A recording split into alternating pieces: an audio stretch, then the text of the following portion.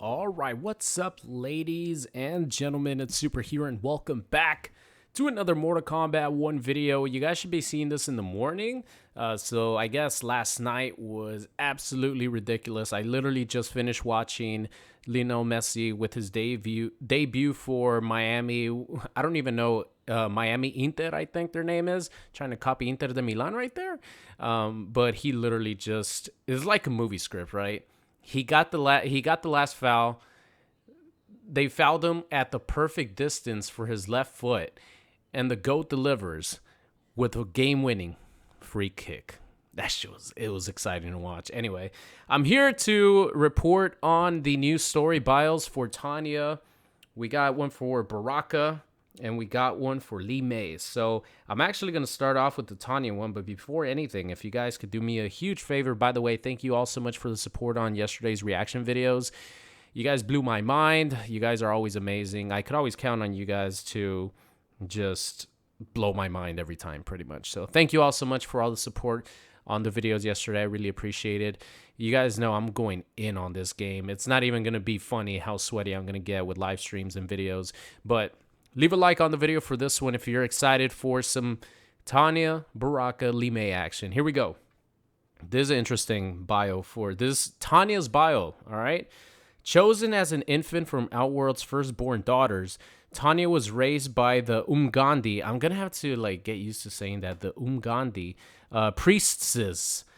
She's never known her birth family. As she grew older and saw other initiates washed out, Tanya feared that she would share the same fate, but that fear spurred success. After many attempts, Tanya passed her trials and became a full Umgandi. Over time, Tanya became one of the Order's most trusted members. She was the obvious choice. Sorry, I'm reading this like my computer across the screen here. She was the obvious choice. Where was I? I lost myself. Oh, she was the obvious choice when it needed to choose a new leader for the royal family's personal guard. As an Umgandi, Tanya is sworn to piety and chastity. She's got that chastity belt action. That is why her bond with Princess Melina, were it known, it would cause a scandal. By following her heart, Tanya risked not only her position, but also her life. Let me read that last paragraph to you guys again.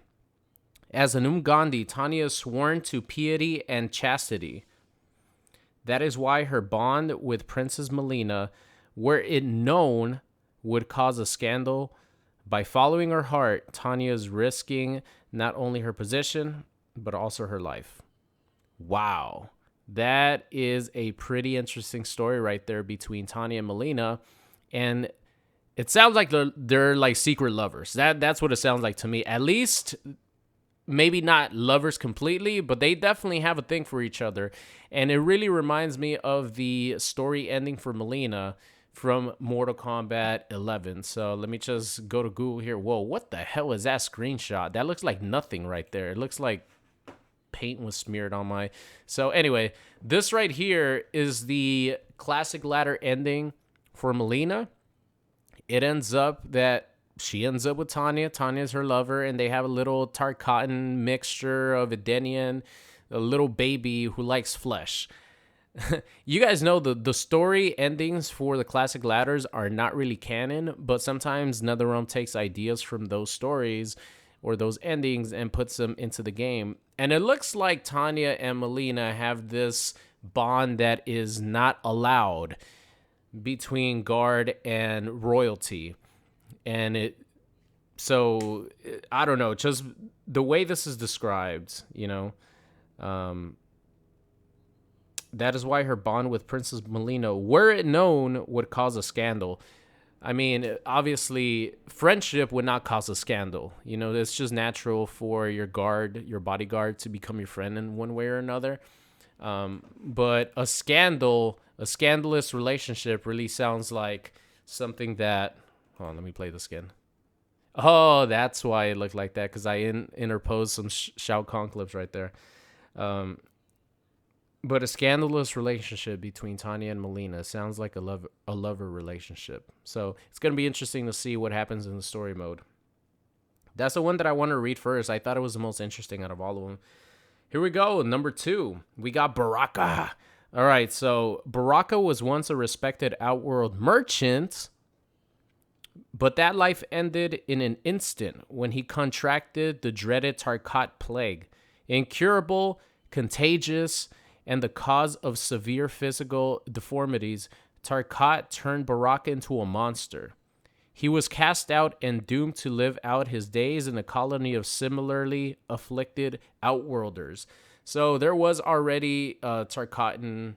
It's not really a race. It's just an infected group of people that were just outcasted.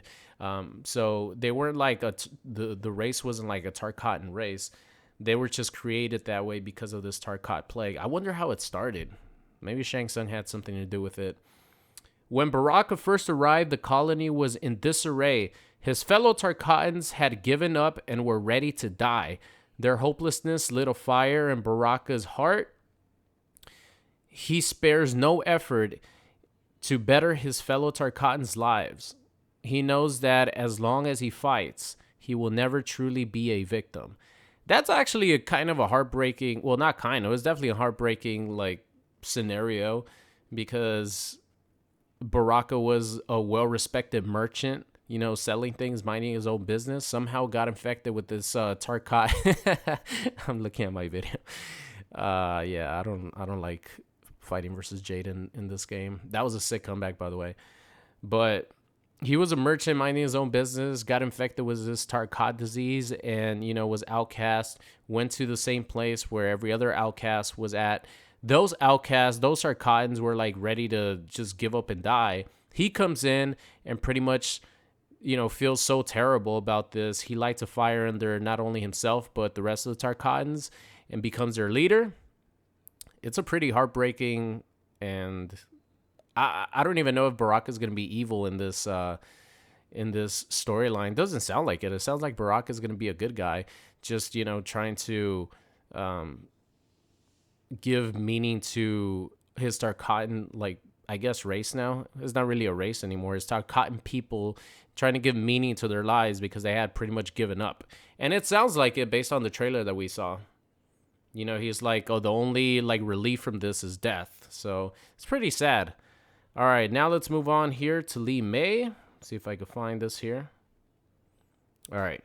As her parents' firstborn daughter, Li Mei was claimed by the Umgandi, the warrior priestess who guards Outworld's royal family. So there's no Edenians here. It's just Outworld's royal family. Li Mei's service began with high expectations. Her early success caught the eye of the royal family. But it all fell apart when a terrible tragedy unfolded. Li Mei was blamed for this, and in the aftermath, she did the unthinkable. She quit the Umgandi. So this actually seems like it's going to be the death of Jared, because that's what they mentioned in the story mode. The king like died or something like that, or the king was assassinated.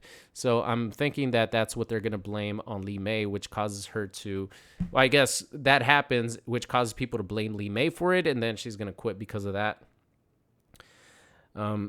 Friendless and alone, Li Mei needed a new purpose. She joins the Sun Do's constables and the Outworld's capital, or the Outworld's capital's rough and temple. All right. Oh, no. Sorry. Like I said, I'm reading this from far. Let me read that again real quick. She joined the Sun Do's constables, the Outworld's capital's rough and tumble police force. Okay, there you go. Now it makes more sense. Over time, she became their fierce constable. Li Mei is glad to be the... Okay. Li Mei is glad to be... Oh my God, come on. Stop highlighting this. Stupid mouse. Li Mei is glad to be the capital guardian. Still, she hopes one day to redeem herself. So she's pretty much the police officers, like Grandmaster Chief, right? Their police force.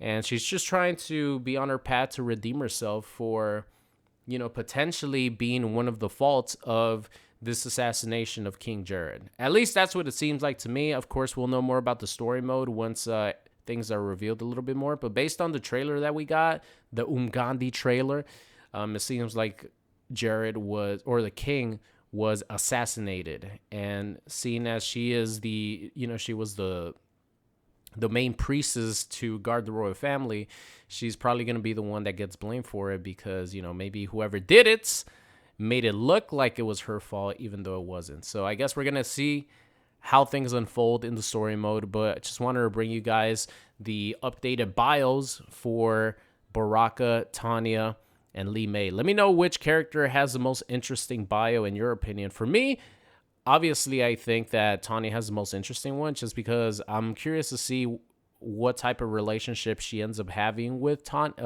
Melina, and what Tanya does once Melina actually turns into this monster from the Tarkat disease. It's going to be interesting to see. Baraka, obviously, he was just minding his own business, got infected by this thing, became the leader of the Tarkatans, and Lee May apparently is going to get blamed for something that tragically happens, which is probably going to be the assassination of the king. All this will be revealed in time. Any other updates, I'll keep you guys informed. But that's it for me. Thank you all so much for watching, and I will see you guys next time.